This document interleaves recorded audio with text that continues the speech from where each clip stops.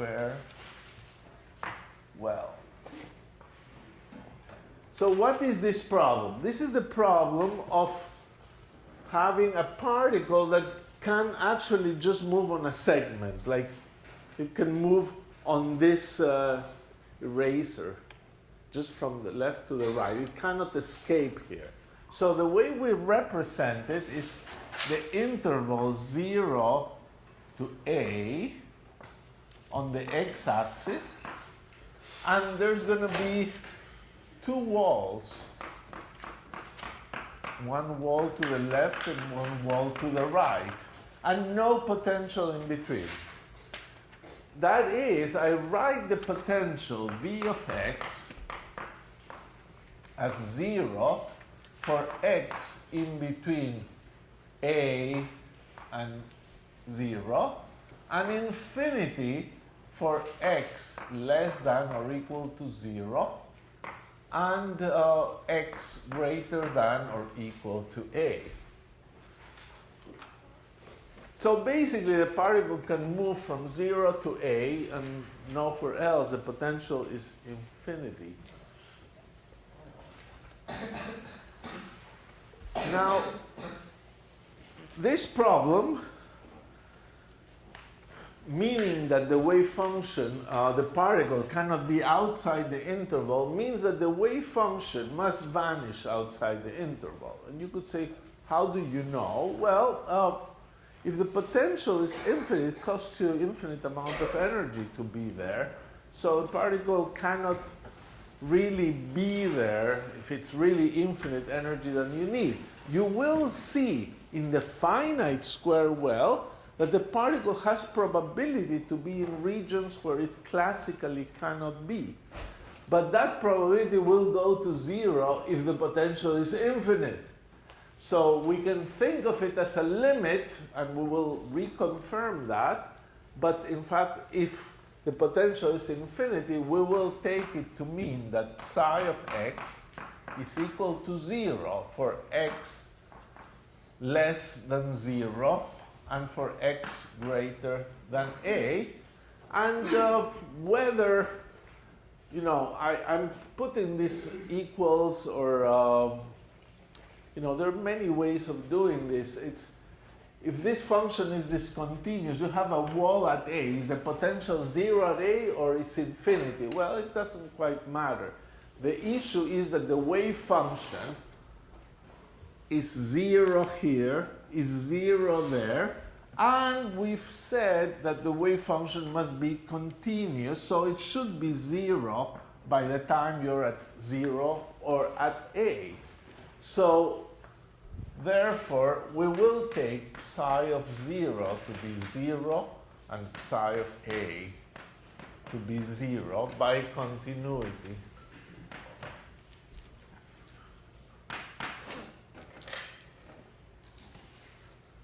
So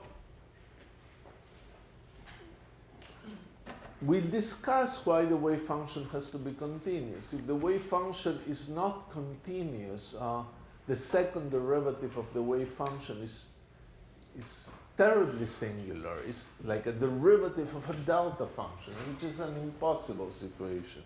So the wave function, we will take it to vanish at these two places. And this is what is called a hard wall.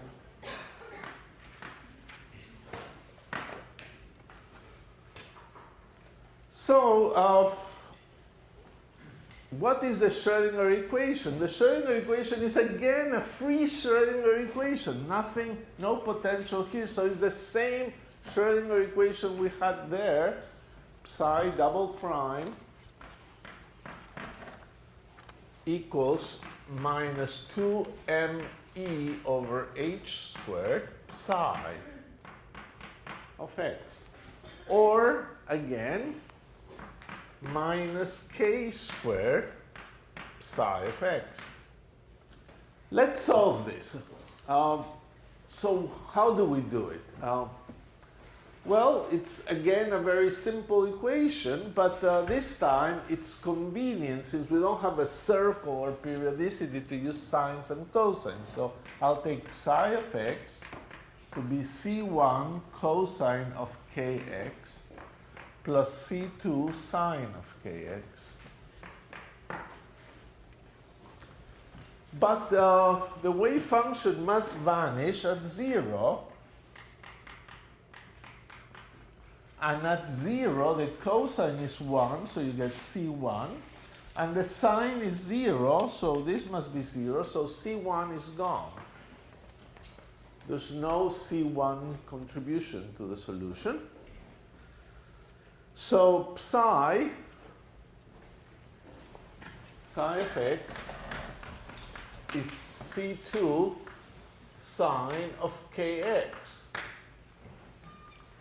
But we're not done. We need this function to vanish at the other side. So psi of x equals a must be 0, and that C2 sine of Ka must be 0. And therefore, we realize that Ka must be equal to a multiple of pi, because sine vanishes for 0, pi, 2 pi, 3 pi, minus 2 pi, minus 3 pi, all the multiples of pi. And therefore, we will write kn's equals 2 pi n, not 2 pi n, pi n over a. Okay, well, let me ask you, what should we take for n?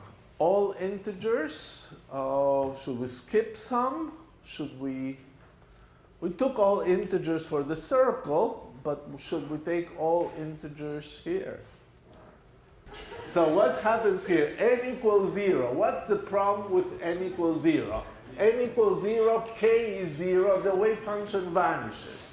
Well, wave function vanishing is really bad because there's no particle then. There's nowhere the probability to find the particle. So n equals 0 is not allowed for sure. N equals 0, no. So why did we allow it n equals 0 in the circle? Well, in the circle, for n equals 0, the exponential doesn't vanish. It's a constant. And a constant is a fine wave function. 0 is not fine, but the constant is good. But n equals 0 is not. So how about positive n's or negative n's? And here comes the problem, as you were getting to it. For n equals minus 2, or for n equals 2, so in one case k is a number, and in the other case k is the opposite sign number. And sine of a number or minus a number, the number goes out. So if you have a sine of minus kx, that's minus sine of kx, and two wave functions that differ by a sign are the same wave function physically. There's nothing different. They could differ by an I and other things. So when you pick negative n's, minus 1, or pick n equals plus 1, you get the same wave function, but just differ by a sign. So it's not new. So in this case, it's very interesting that we must restrict ourselves. We can correct all this and just say n equals 1, 2, 3, all the way to infinity. The wave function then is psi of x. Psi n of x is proportional to sine n pi x over a. And you look at it and you say, yes, that looks nice. For x equals 0, it vanishes. For x equals a, it vanishes. N and minus n would give me the same wave function up to a sine. So this is good. I just have to normalize it. And normalizing it would be done by putting an n here, and then the integral of psi n squared dx from 0 to a only would be n squared integral from 0 to a dx of sine squared n pi a x over a.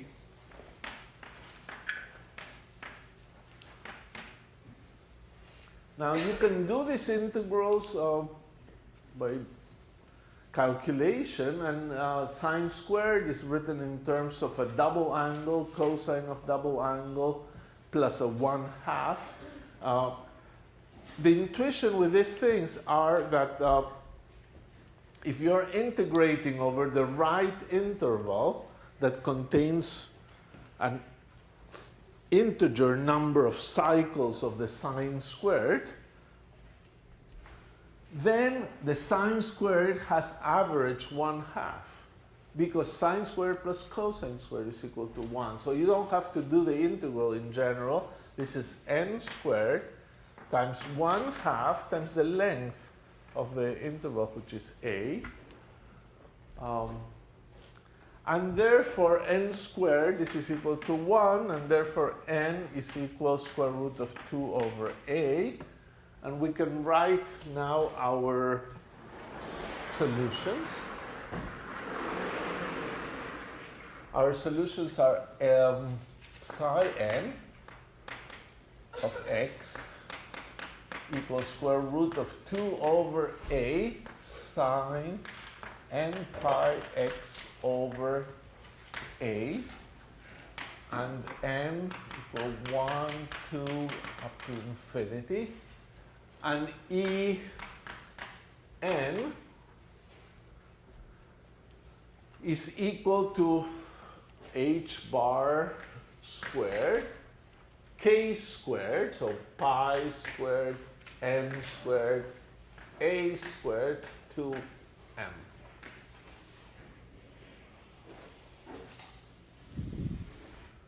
That's it for the solutions. Are there degeneracies? No. Every energy state is different because there's n is equal 1, 2, 3, infinity. Each one has more energy than the next. No, I'm sorry. The energy increases as you increase n. The energy levels actually become more and more spaced out. And the last thing I want to do with this box is to look at the states and see how they look and gather some important properties that are going to be very relevant soon.